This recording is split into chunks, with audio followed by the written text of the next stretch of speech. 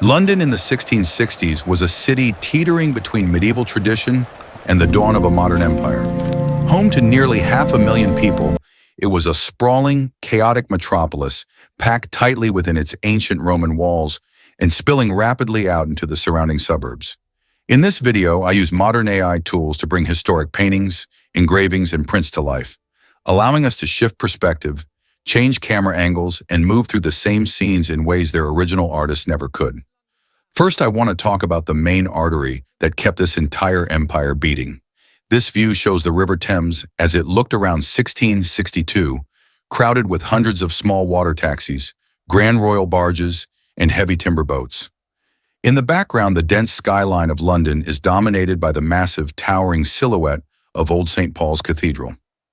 The foreground captures the constant, restless movement of the water, churned up by oarsmen shouting for passengers, and the deep creak of merchant vessels arriving from across the globe.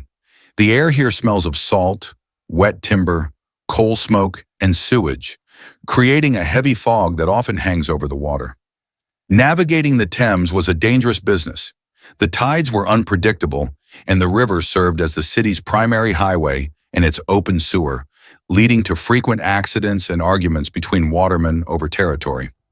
Yet this river was the single most important factor in London's wealth, serving as the gateway for international trade that flowed directly from the Atlantic into the heart of the city. Within just a few years, this bustling river traffic would become a crucial escape route for thousands of terrified citizens fleeing a burning city. Today, this same stretch of water remains the defining spine of London, though the wooden barges have long been replaced by modern commuter clippers and sightseeing boats. This view shows Old London Bridge, a legendary stone structure that was already centuries old by the 1660s. The camera moves along the narrow roadway, tightly framed by overhanging timber houses that lean out over the dark water below. In the midground, shoppers squeeze past open-fronted stalls where butchers, mercers, and booksellers cry out their prices over the roaring sound of the water wheels beneath the arches. The smell of roasting meats mixes with the damp stench of the river and the sharp scent of tanning leather. The bridge was a notorious bottleneck, where heavy carts frequently became wedged together, causing hours of gridlock, while pickpockets thrived in the dark, covered passageways. Politically and economically, the bridge was vital as the only stone crossing over the Thames, controlling all land-based commerce entering London from the wealthy southern counties. By the middle of the next century, these iconic, top-heavy houses were deemed too hazardous and were completely demolished to widen the road. Remarkably, this is a site you can still visit today, standing on the modern, concrete London Bridge, looking down at the exact same currents where the medieval arches once stood.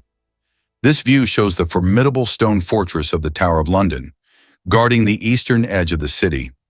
In the background, the heavy square towers of the White Tower rise against a gray sky, while the foreground shows the dark, muddy waters of the moat. Soldiers in polished breastplates march along the ramparts, their boots striking the stone rhythmically, while small boats dock at Traitors' Gate. The air feels cold and damp, carrying the scent of gunpowder from the armories and the muddy riverbanks. The tower was a place of deep political tension.